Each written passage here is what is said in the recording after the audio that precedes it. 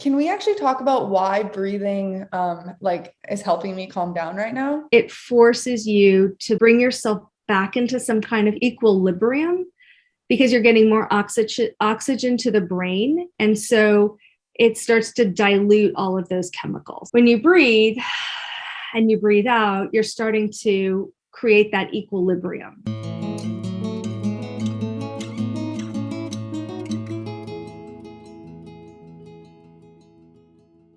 Hi, Shelby. Nice to see you. Hi, nice to see you. How was your week? It was good. Yeah. Started practicing some of the things we talked about last week. Nothing major happened. Like I said, I keep track of things that happen throughout the week, but nothing super major happened. There's just one main thing I want to talk about today. So Great. Okay. What's on your list to talk about? And then before we kind of jump into that, we'll review some of the skills and how they worked for you from last session. awesome.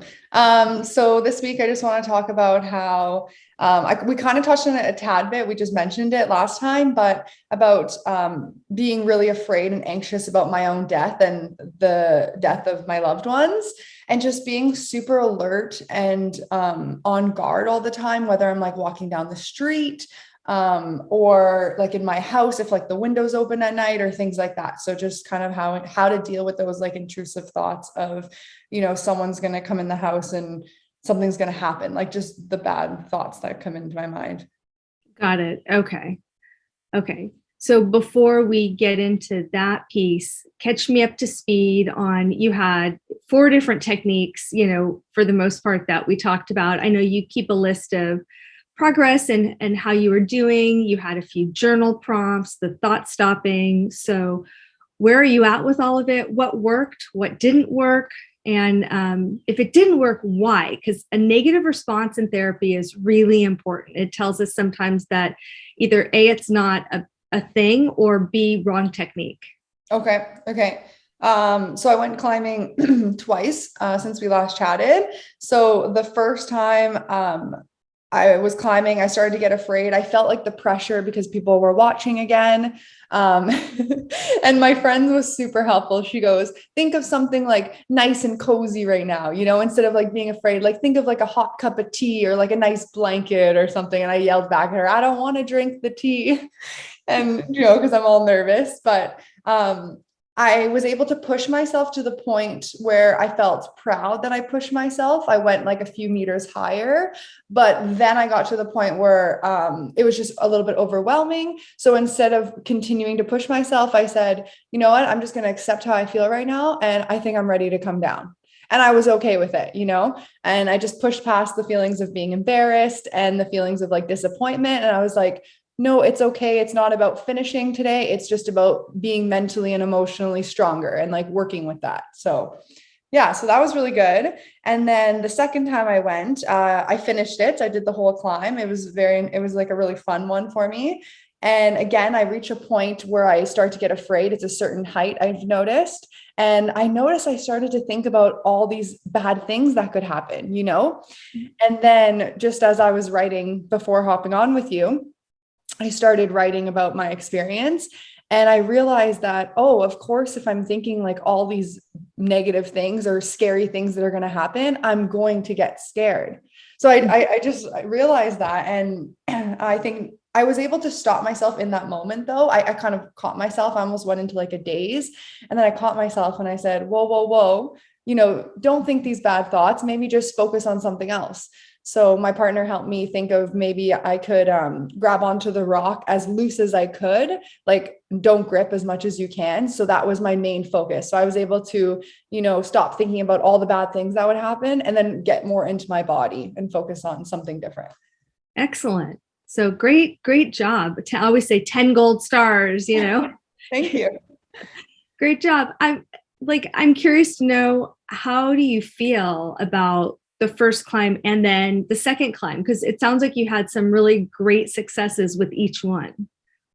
Yeah, I feel like there was probably less pressure the second time because it was just the two of us instead of like a group of people.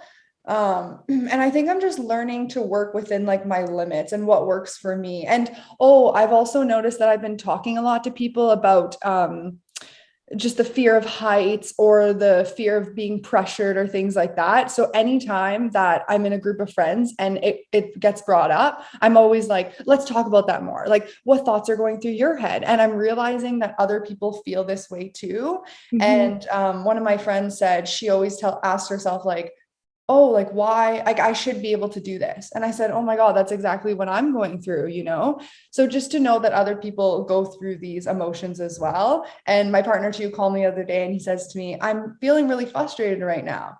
And he's like, I feel it too, Shelby. Like it's, you know, it's not just you. And then we just chat about it and like work through it. So Good. it's understanding that it's like a normal part of life, you know?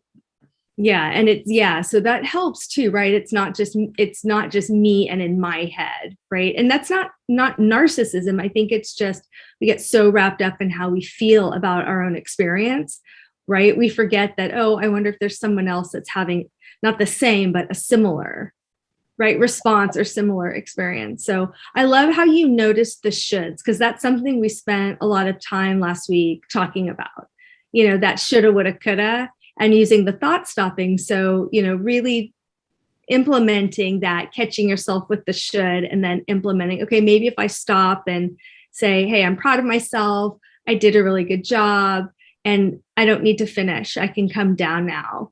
Was that identification and then reframing and using the thought stopping skills. So great work. Thank you. Yeah. I think another thing too, Brene Brown talks about like naming your values and going through them and choosing like two of them. And I've realized that learning is my number one value. So now I've been trying to tell myself, like, did you learn something? In that experience? It wasn't about, like I said, finishing the climb or any of that. It's like, what did you learn during that experience? So I've been trying to view it from that perspective as well. I love that. That's a great insight. And I think taking that kind of to the next level and being able to identify, okay, was it a positive, a neutral, or a negative, right? Or difficult experience, right? So kind of putting it, okay, what category does it fit in? And then what did I learn from that? Because a lot of times when things are negative, we get a lot of information, right? We learn a lot from that. And then even if it's I don't ever want to do that thing again, or that's not a behavior that I, admire in others. So I want to make sure that I'm not doing right. Whatever that is, I think negative information helps us learn a lot. So for you, if you're saying like, that's what I value, is picking out those little, golden opportunities in every situation and saying, okay, what's my takeaway here? Right. So one of the things I heard you say was you're noticing that you get to a certain number of meters or certain height, right? And that's when that fear starts to creep in. Mm-hmm. So what, that I think that's a really good place to talk about, and then segue into what you wanted to discuss further about that fear of death and dying, because it seems like those might be interwoven when you're climbing. Yeah. Oh, for sure. So the height thing, that's actually exactly when I get afraid, is when I think I'm at the height where I'm going to die. So if I'm at a height where I might break my leg or, something like that, almost in my mind, I'm like, okay, that's going to suck, but I can deal with it. But when it's, oh my God, I'm at a height where this is death height, that's when I start to go into like a panic mode. And yeah, the whole being afraid of dying is in a lot of scenarios in my life. It isn't just with climbing. Like whenever I'm walking down the street, I'm afraid, whether I'm alone or with someone. The other night I was in bed, and we usually leave the window open because it's quite warm in the house, but we're on the second floor of a condo and it was really hot that night. So we left the patio door open and I couldn't fall asleep for like 2 hours because I was just picturing all these crazy scenarios, like someone was going to come into the house while we were sleeping. And yeah. So it's kind of that anxious worrying, and it shows up that way, right? In the scenario with the patio door open, or the really kind of targeted anxiety about I'm going to fall, like when you're climbing, I'm going to fall and die. So it sounds like it comes in two different formats. Does that make sense? Yeah. Well, okay, sorry. Can you explain that more in the two different?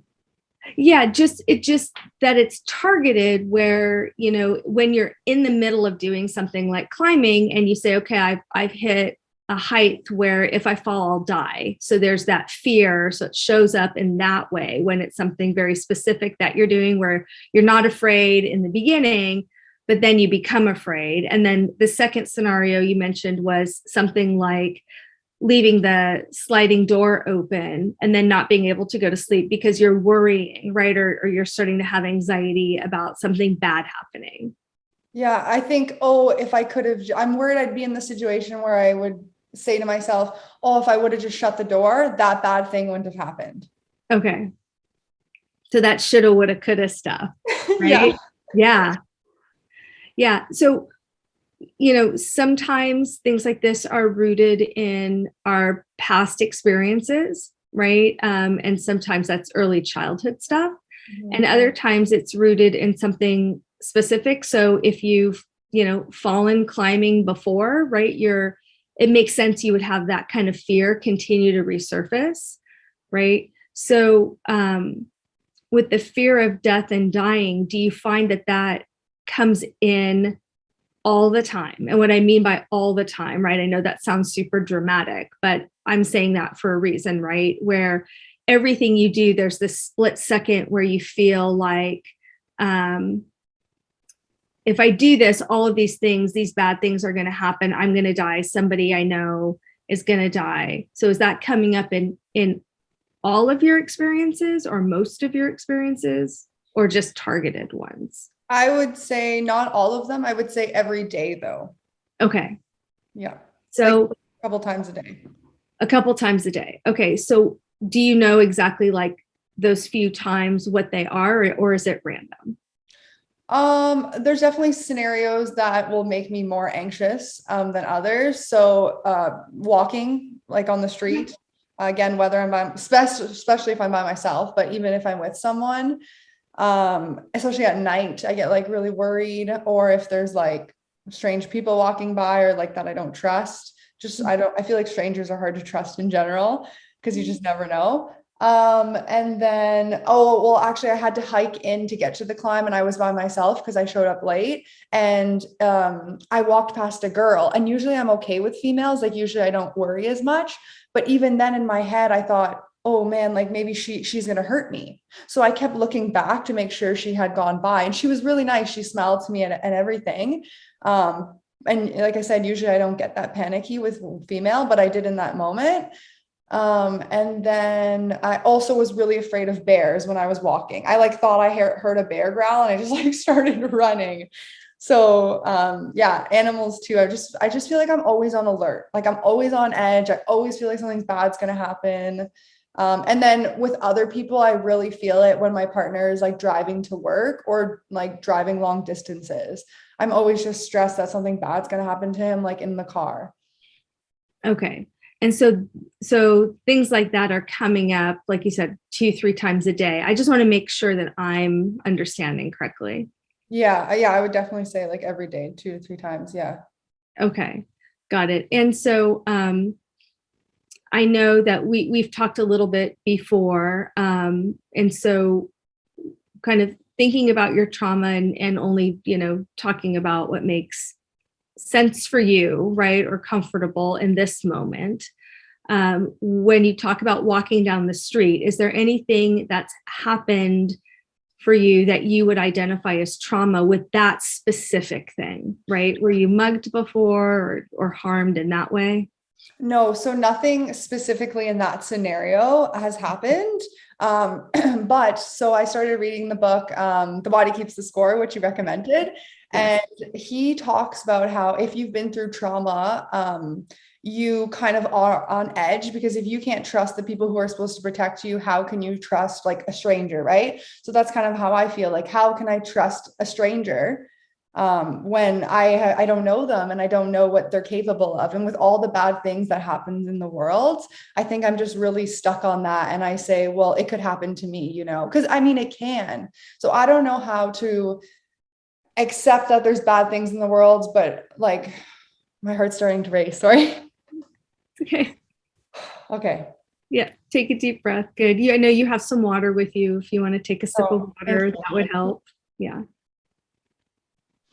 I start to get like shaky. Take another one. Just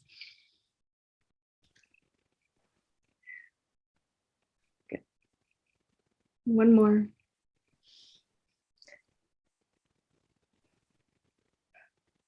Excellent. That's that reset button we had talked about last time. Good. Yeah. Okay. What are you feeling right now? I think just like shaky. Yeah. What else? Give me the laundry list, please.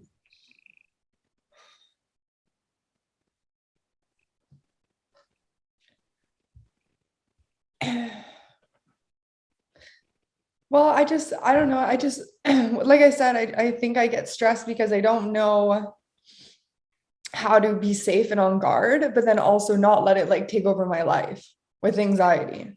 Yeah. So stay in your body. I know it's really uncomfortable. What are you feeling physically in your body right now? So heart's racing. And then Mhm. I feel like really shaky. Okay. Um, You can take a big breath. I feel sweaty. Yeah. And keep breathing. You can have your water whenever you need it. Okay, thank you.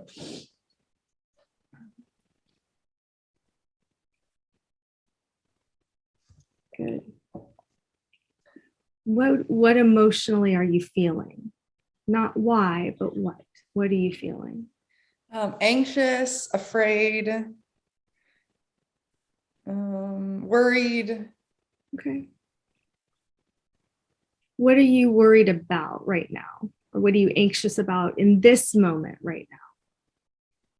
I guess I didn't realize that just talking about it would send me into like kind of like a panic. Yeah. So on a scale of 0, it's not there at all, and 5, it's the worst you've ever felt. Where would you say right now that anxiety is for you? I find rating so hard. Maybe like I'm feeling better ever since we started doing the breathing techniques. So Okay. before that, like a 3.5, and now I'm at like a 2.7. Okay, that's fair. So take another breath. Good. I want, you can roll your shoulders, roll your head. Can we actually talk about why breathing like is helping me calm down right now? Yeah. So before we get into the why, because that's your coping mechanism. So every time I ask you, hey, I want you to feel it, notice how you go right into that deflection, right? To go into your coping mechanism, which is in your head. So right now I'm forcing you, as uncomfortable as it is, to stay in your body for just another few seconds, right? Take another breath, because what you're learning is that you can calm yourself down. So this is going to be what we call your resourcing or your indexing event, which is you can do it. So notice how you are calming down, right? That's cool. Yeah. So take another breath. Excellent. So let's re-rate that, as hard as that is. 0, not at all. 5, worst you've ever felt. Well, if I was at a 2.7, I feel like I'm at a 2.4. Okay. So I keep breathing, right? Good. So notice you can take control of that worry and anxiety, because it got really bad really quick, right? And overwhelming. And now we're bringing that back down. And so your goal is that rating scale will help you bring it back down with that breath work.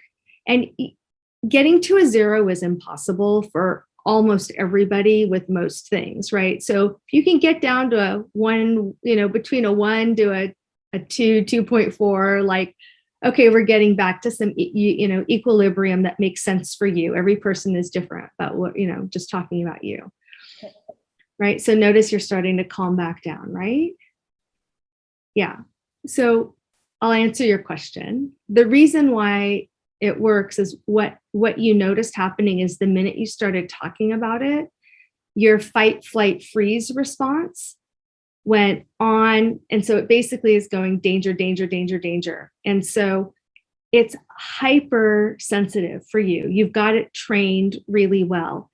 And that's important. And so it's important to understand and appreciate that part of who you are, because it's what's kept you safe.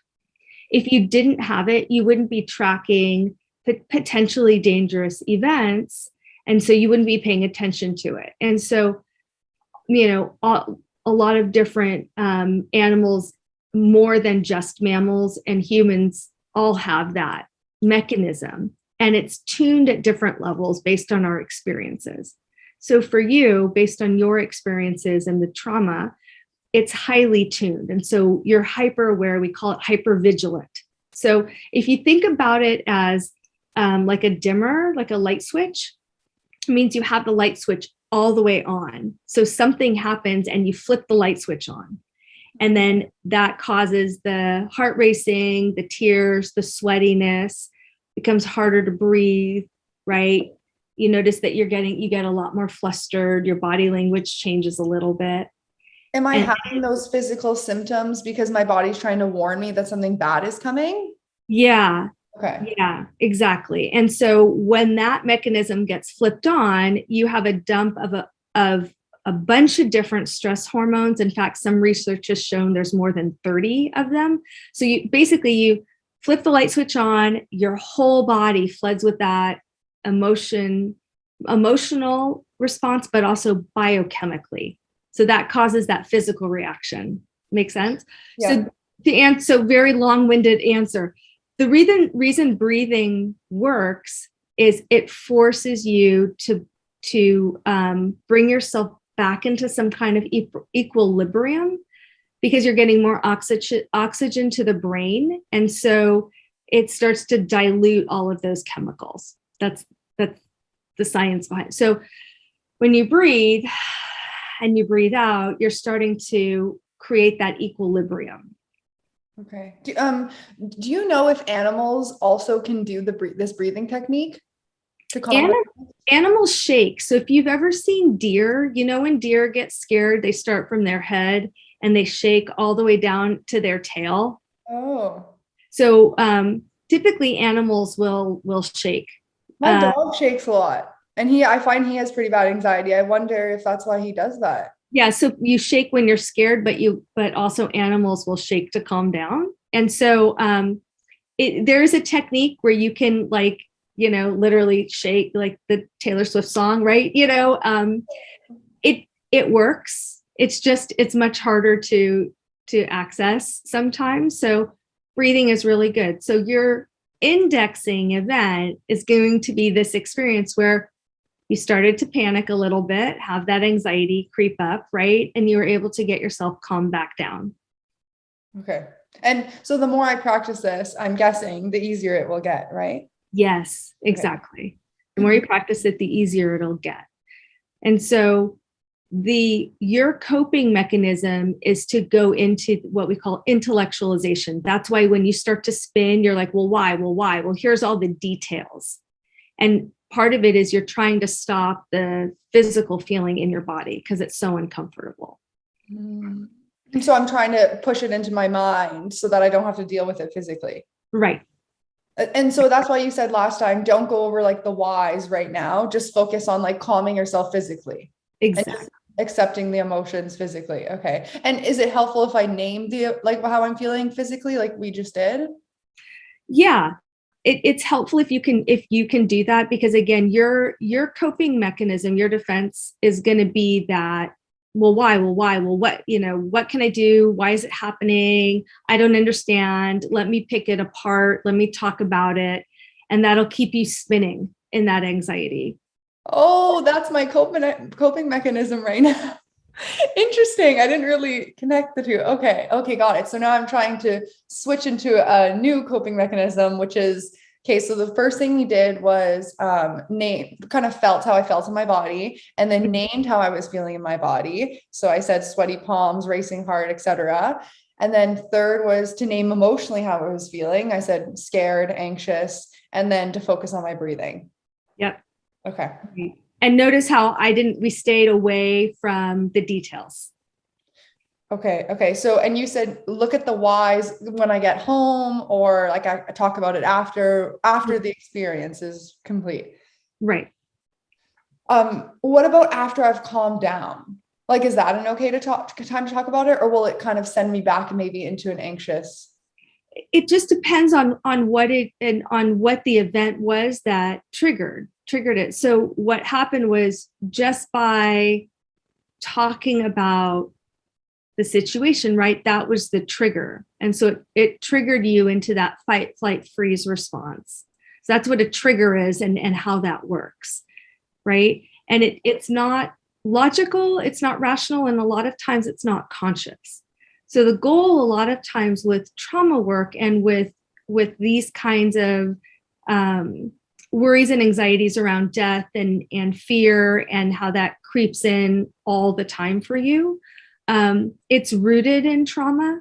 And so what we want to do is we want to make those triggers conscious. When they become conscious, now you're like, okay, when I start talking about this, I'm going to have a response. That's how my body and my brain process. So I know that that's going to happen, and I can start using my skills, right? So it doesn't start to feel like it's out of control. So, right, the point that I want to bring back too is that notice how well you stayed in control. Okay. Right? You did it. Good job, Shelby. Yeah, great job, Shelby. You stayed, right? Notice how you stayed in control. Okay. You were able to feel it, to stay in your body for a few seconds, use your breathing and calm yourself down, right? And stay in control. Okay. Yeah. So I think a part of me is worried that if I let this, if I let this go a little bit, say I'm walking down the street, then what if something bad happens to me? And I wasn't aware, I wasn't on guard. Do you know what I mean? I do. And so some of that's that trauma, right? Experience. And so for you, the trick is that we actually don't want to get rid of it. Like if I said, hey, look, do this 3 times and it'll never happen again, you wouldn't be safe in the world, because you need that protection mechanism. All people do, right? That protection mechanism. Some people call it their intuition. I joke and say it's my, like Spider-Man, I say it's my spidey sense. We need that so we know, like, hey, this is dangerous, or there's something that's a little off. So if that's why you like that a light switch analogy. So if you think about it and it turns on, what you want to do is bring it down. You don't want to turn it off. Okay. Right? So you want it so you're actually aware. And maybe when you are walking outside by yourself, or you're hiking by yourself, and you know that, okay, there's more risk with these situations. So you want to be more hypervigilant or more aware than you normally are. But when you're out with a big group of friends and you're outside walking down the street and you notice that you're worrying, that's a good time to say, hey, okay, maybe I can bring this down a little, right? A little bit. Like I don't need to be on high alert. So part of what we're learning is to start to use that mechanism a little bit to your advantage, instead of it turning on and then staying on. So it turns on and it's high all the time. Make sense? Yeah. Yeah. Because I would like to ideally be cautious, but also not with the anxiety that comes along with it. Right. And so that thought stop, like the skills we talked about last time, right? The thought stopping and the reframing become really important. So if you stack the skills that you learned last week with this one that you just learned, and you're like, hey, I know I can do this because I just did, right? That's, again, remember, that's going to be your indexing event, is I know I can do it because I did it. So take a couple of breaths, and then really doing what we would say situational awareness. Look around, right? Okay, am I by myself? Do I have my cell phone? Do I have my car keys? How far away from, home or a safe place am I? Do I need to make a call because I'm not safe, or I'm not feeling safe, or am I starting to worry because I know that this is one of my triggers, right? So notice how I'm using that word. Do you make sense? So if you go through and you're like, I'm fine, I'm really feeling anxious, right? Then it's that, okay, take a breath, like that's thought stopping, stop, take a breath, reset. Can I bring some of the anxiety down? And you're going to still keep walking home, right? Or walking wherever. So you're still moving in the direction you need to go. You're still paying attention, right? So you notice how you have control, because that's the key here, is that you stay in control, right? So notice how you have control, but you're paying attention to what's around you, because maybe what you come up with is, you know what, this is not safe and I just need to call for Lyft, or I need to call a friend, or, I need to do something different, right? Does that make sense? Yeah, for sure. Okay.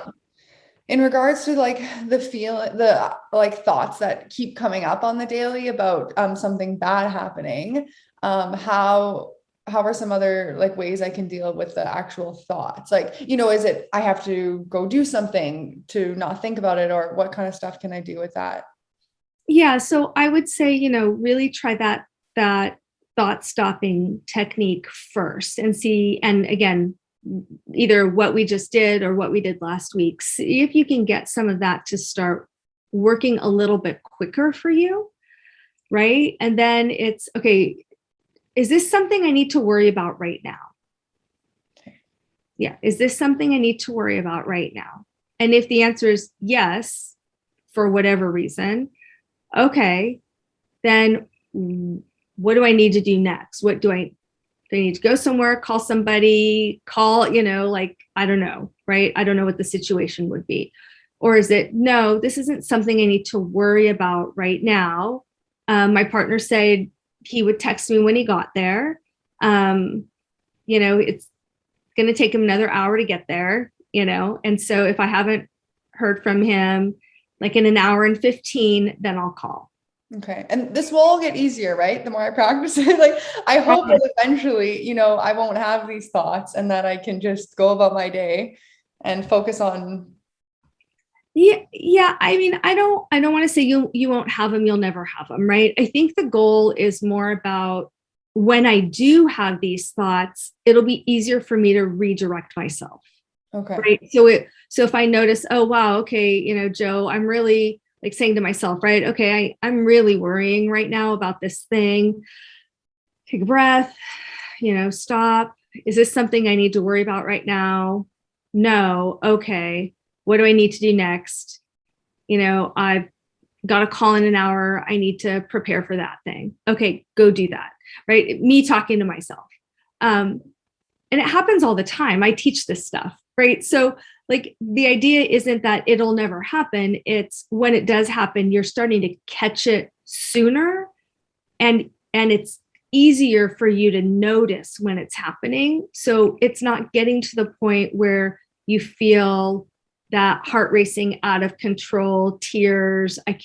I'm starting to really have severe anxiety that's stopping me from functioning. So that's the goal, is it happens less often. And when it does happen, you're able to reset quicker from it. Okay. Yeah. Cause I always think the amount of time I spend worrying, if I could just redirect that time into something different, I think, yeah, that would be very beneficial for me. So I noticed when we're talking that there's, little teary.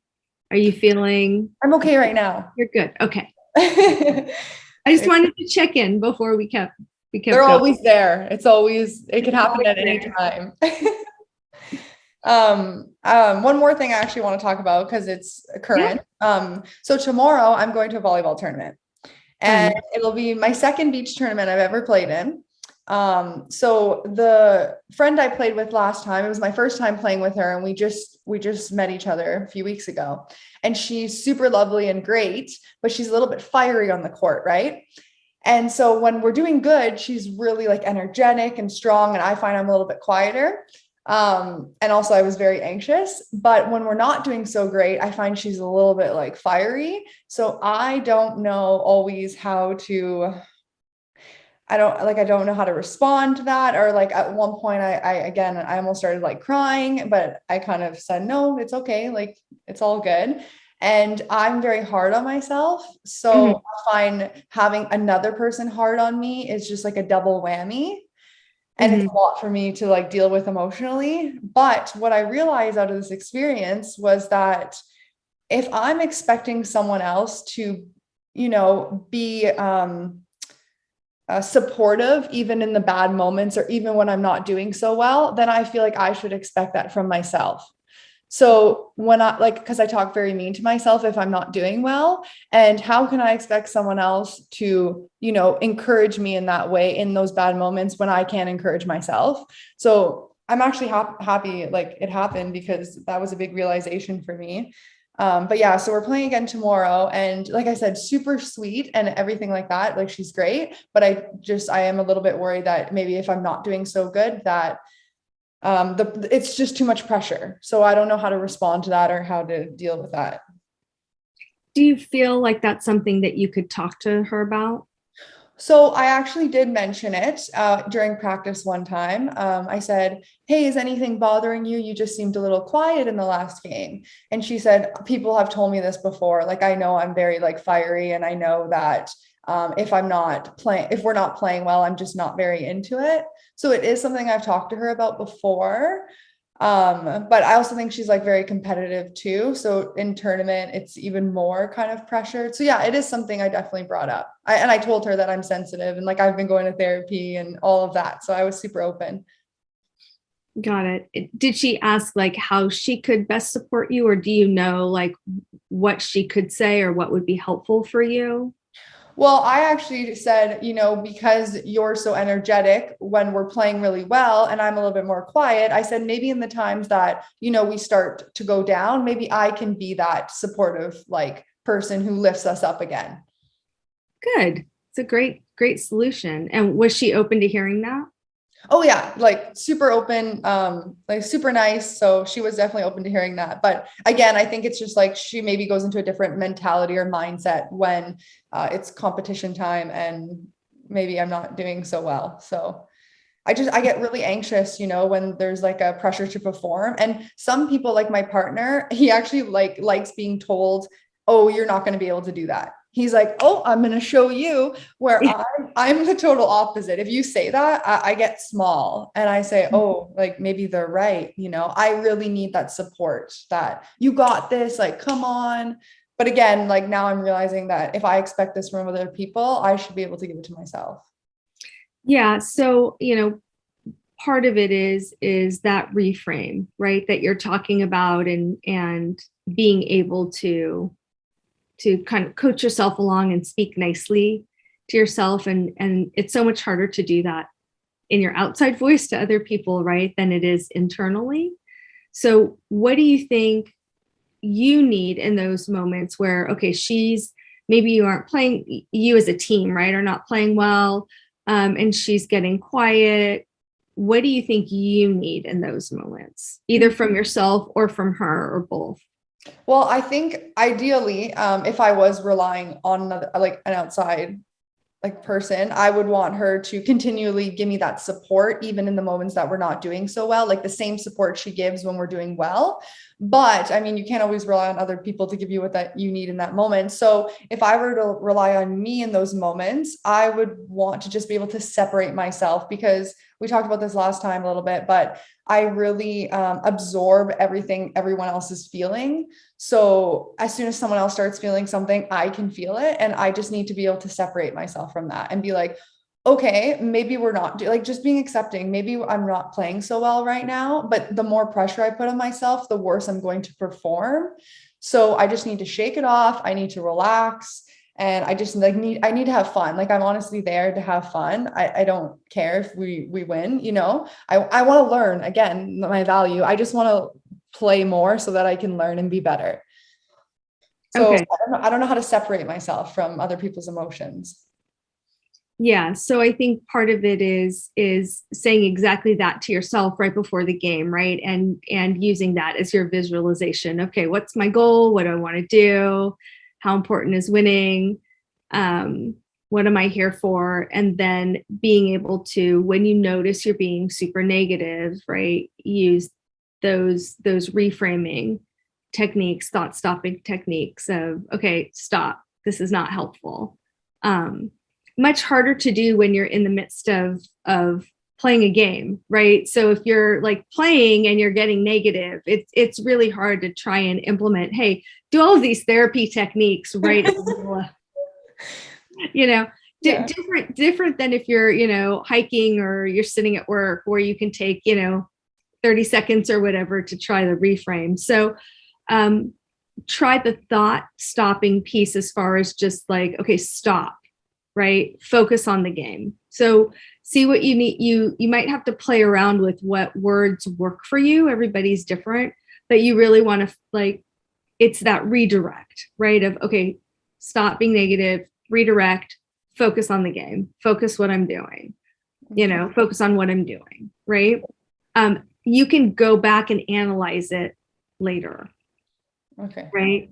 Because it's, I think, especially in a competition situation, right? You're coming in and expecting yourself to be able to implement some of these high level therapy techniques while you're also trying to perform and compete is really tricky. Okay. Yeah. So I think doing some guided meditation work or visualization work, like imagine yourself playing the game before you play it. So maybe you want to get there a little bit earlier. Okay. So you can spend like 2 or 3 minutes to just, you know, sit in the sand and close your eyes and take a few minutes to run through like a practice game and get your nerves, you know, and that anxiety calmed down a little bit using your breathing with that visualization. And then when you're in it, that stop, refocus. Like, what am I here to do? You know what I mean? I'm here to have fun and we're here to win, right? And so it's like, okay, what am I here to do? We're here. So create the mantra. You know, I will often say, okay, play hard, play strong, and most importantly, right? And who, you know, whatever person I'm coaching will say, and have fun, to the point where sometimes it's an eye roll, right? But it's something like that, creating a mantra, like play hard, play strong, and most importantly, have fun. Okay, so putting something in where you have this really quick soundbite that can help you refocus. Okay. Does that make sense? Mm-hmm. Yeah, I really like the visualization part of it. So I'm excited to try that. Yeah. Yeah, because I think what'll happen is the more you practice the skills in other areas, especially climbing, because you can slow down and really implement your skills when you're climbing, you'll be able to transfer that to your game. And when you're playing something that's much faster paced and then more competitively. True. And with a partner, because when you're climbing, like you're alone on the wall, whereas when you're playing volleyball, you're relying on your partner and your partner's relying on you. So there's a big difference there too. Yeah. And I mean, and more, and, you know, like you said, it's a new partnership. You've only, you know, played once together. Right. So I think see how this one goes too. And then having those open conversations like, you know, hey, this is what I think we did really well. And here's what I think, you know, we as a team can practice. And, you know, thank you for saying blah, blah, blah. That was super helpful for me. Or, hey, I noticed when you say this, it pumps me up and I feel like I feel in the zone more, or, you know, what can I do for you? So like, I think having those give and take conversations, okay. You'll get to know each other a little bit more too. And you'll figure out sort of your chemistry on the court, and you know what I mean, how you feel about it and how you play. You'll be able to, you know, time your game a little bit better, right? So all of those things will start to come into play. It'll give you more thinking time to be able to use the thought stopping and the redirect and the positive talk, that positive self-talk. The more you play with her, I think. Okay. Perfect. Yeah. Thank you. Yeah, it's tomorrow, so I'm happy we're talking about it now. Good. Yeah. You notice kind of it's all interrelated, right? Yeah. No, for sure. There's so many like themes that show up in different ways in my life, I think.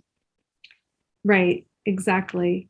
So the more you remember, the trick for you is going to be the more you're aware of the different triggers that come up subconsciously and you make them conscious, then you know that how to prepare for that. So walking alone outside, right, is going to be a trigger. And so the idea isn't for it to not be a trigger, right? So visualize that light switch. The trick while you're walking down the street is to bring it down. Look around. Am I okay? Is there any undesirable folks around that are giving me that internal stuff that maybe I need to take a different path, maybe I need to call a lift, or is it something that I'm just feeling nervous and I can move past this, right? Okay. Thank you. Yeah. I think the fear of death and dying and people that you love dying, right? It's all interrelated. I've said that a lot today. That's, I guess, the theme of our session. I think a lot of it is similar kind of response, right? And sort of the same manifestation of anxiety. It's just showing up differently. Does that make sense? Yeah. Okay. How are you doing? So if you were to rate it 0, not at all, 5, worst you've ever felt, where would you be? Like a 2. Okay. Because, after talking about all this stuff, it's still a lot, but I feel good for like getting it off my chest because I really like communicating and talking about it and trying to practice some of these skills. But yeah, I feel a lot better than like half an hour ago when we were in the middle of talking about what makes me anxious. So I feel good. Good. So let's check in with your body. Like, what are you noticing? Give me the laundry. I always say, give me the laundry list, and I sound so bossy. Please. All the things that you're feeling in your body right now. Well, I actually noticed that my sweaty hands never really went away. They maybe were a little bit less sweaty than before, but I find even last session, they were sweaty the whole time. Yeah. So that, and then my heart's not racing anymore. Well, actually a little bit, but not nearly as much as before. And then, I don't know, other than that, I feel good. I feel calm. Good. And emotionally, what are you feeling? Not so much thinking, but what are you feeling? Well, I actually feel excited because I feel excited that we talked about this and now I have like some skills that I can go practice, and I feel more confident for tomorrow too. Like I'm not as worried. I'm just more looking forward to it now. And I feel proud. I feel proud that I'm here and just like taking time to learn new skills and just talk about, sorry, I'm at a loss for words now. I feel proud. Good. Excellent. So you've got some new skills, right? Kind of this, next level for you to try out, and then keep doing what you've been doing. Notice what works, what doesn't work, what you like, what you don't like. I'm glad the Body Keeps the Score book is working for you. It's can be triggering. So, please give yourself permission to either not listen to or read it that day or read less of it. For me, it's I can do about 30 minutes at a time. And then I try and do a little journaling after, which helps me sort of process some of the material. So, take care of yourself. If it's a super anxious day that day, maybe backing off a little bit on the book. But it's a great one. So I'm glad you're picking that up, and great work for today. And I'll plan to see you next week. Thank you so much. All right. Talk to you soon. See you.